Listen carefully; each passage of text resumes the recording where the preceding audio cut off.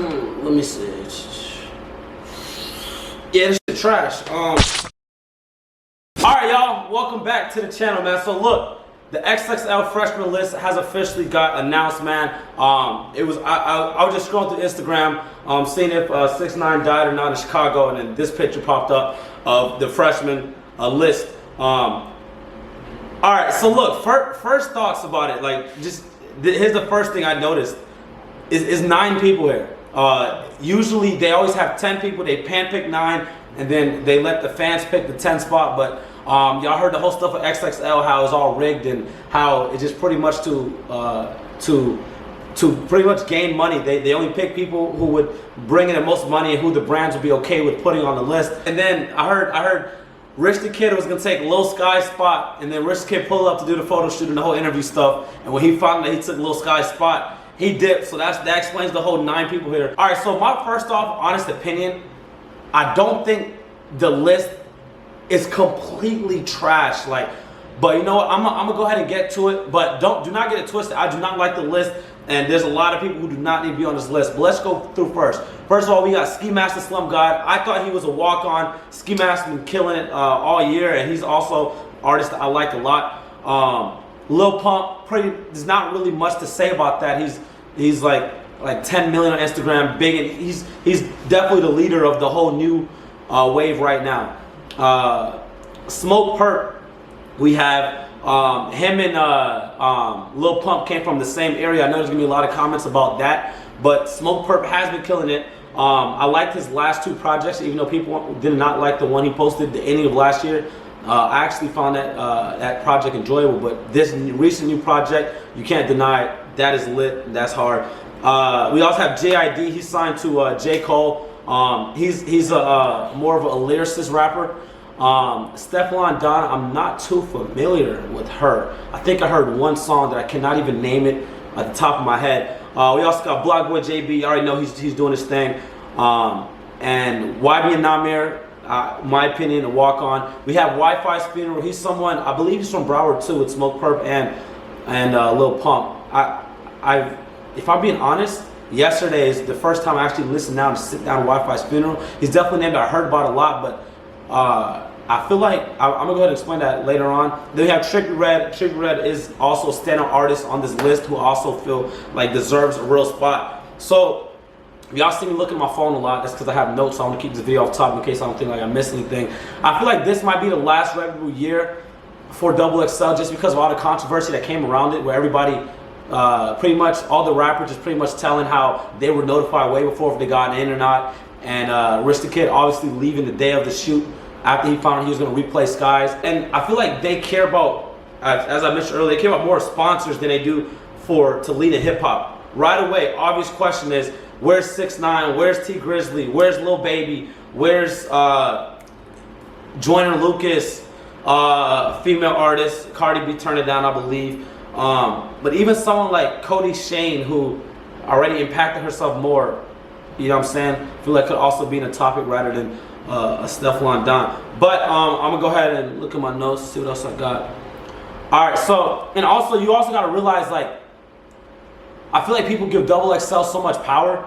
It's literally a company, and it's people who sit in the office all day, a lot of times older to have that office job anyway in the first place, who don't really, not necessarily understand this. And then you look at the XXL interviews they do, you know what I'm saying? And not bringing color or nothing, but you know, it's an older white lady, and then it's like a younger black guy and another black girl. It's like you don't give them so much power to paint the way for hip hop to determine who's hot or not. I feel like other people. I feel like I guarantee by next year there's going to be another list.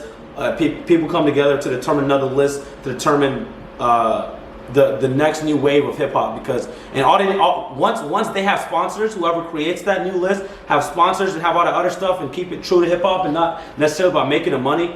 I feel like XXL is gonna go downhill. I guarantee after this list right here, they're already going downhill. They have 9 people on there. First of all, so much stuff came out. All the artists trashing the list. That's just another thing that's about to happen to them. All right, so now let's go ahead and talk about the cover for a second. The cover says, "We got clout," but let's think about it. It says we got clout. If you have clout, why are you not gonna include the most clouded up artists And hold on. That goes to show you, like, is it about the music or is it about the clout? But how you not gonna include the most clouded up artist currently buzzing right now, 6ix9ine on the list, just so you could have your sponsors to give you that money? Like, if you're saying we got clout, 6ix9ine has more clout, arguably, other than Lil Pump, than everybody else on the list. So that's something that confused me. And if it's about clout, then why isn't Bad Baby, who I do not believe should be on the list, but why isn't Bad Baby there instead of Stefflon Don if it's about clout? I just think that didn't make sense. The whole I think that was corny and everything to use also. Okay, here's my personal opinion. I do not think it's completely trash, but I do think there's a lot of people that could have gone away. They also need a lyrical artist for every list. I feel like instead of JID, for example, I feel like they should have had Joyner Lucas instead of JID. Like, he's, you know what I'm saying? I feel like JID, his biggest song, I believe, is Never. And I feel like Joyner Lucas made more of an impact since the last double XL freshman list than JID. It's just that JID he's signed to a big artist, J. Cole. And then let's look at other people. I believe YB and Nama should be there. I believe Trippie Redd should be there. I believe Ski Mask should be there. I believe Lil Pump. Those are 4 people who I definitely believe they should be there. Now let's go take a look at Smokepurpp. Smokepurpp is lit and everything, but there's still a lot of people who do not make the list that I feel like might have a better chance. Let me get back to Smokepurpp though, to him later. Let's look at Wi-Fi's Funeral and BlocBoy JB. BlocBoy JB, I'm still in the mix to see if he's just a little trend because his dance is so lit, or it's his music. Now granted, his music is lit. Rover with 21 Savage is lit. Drake Look Alive was a huge cosign. I feel like that's a lit song, but are we really gonna put BlocBoy JB over a T Grizzly? Are we really gonna put BlocBoy JB over a Moneybagg Yo? Over, you know what I'm saying? That's something that confused me. I feel like BlocBoy JB and Wi-Fi's Funeral, no disrespect, first time we checking the music yesterday, is lit. I've been hearing about him for over a year though. I've been hearing about this dude for a long time. But you could not tell me Wi-Fi's Funeral have more of an impact on music right now than a Moneybagg Yo, than a T Grizzly, than a Lil Baby, than a NBA Youngboy. So that's something that confused me. I know NBA Youngboy is not going to make it because Double XL wants to be the hip hop police, and he had the whole situation with his girlfriend or ex-girlfriend. I'm not gonna get into it because that's not my business. So I know NBA Youngboy's not gonna make it. But if we just include Lil Baby, T Grizzly, and Moneybagg Yo, can anybody in the comments? Like, I bet anybody can name more songs from any one of those 3 artists that I just named than they can for Wi-Fi's Funeral.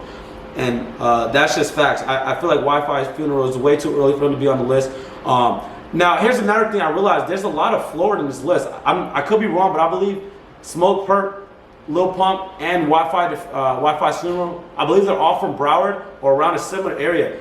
You already have one person representing the city, and to have 3 artists represent the city when there's other artists who made an impact is kind of questionable. And I know it's not just about representing the city, but you also want to reach to different, you know what I'm saying? You want to make sure you have artists who are from all around. That way, like, imagine if all 10 people in this list were from like Florida. Kind of, you know what I'm saying? Kind of be questionable. And then there's other artists who I feel like probably could have had a chance. Like, once again, this says we got clout. If y'all are just discussing clout, then why isn't Lil Xan there? Keep in mind, I do not even believe Lil Xan should be on this list, and this has nothing to do with his Tupac comments at all. I just think musically, he's not that good, in my opinion. But like, don't have we got clout here, and then have at least 1, 2, 3 people on this list whose clout is questionable. You know what I'm saying? So the whole we got clout, I feel like they could have had a better slogan. Trippie Redd walk on, Ski Mask walk on, Lil Pump walk on,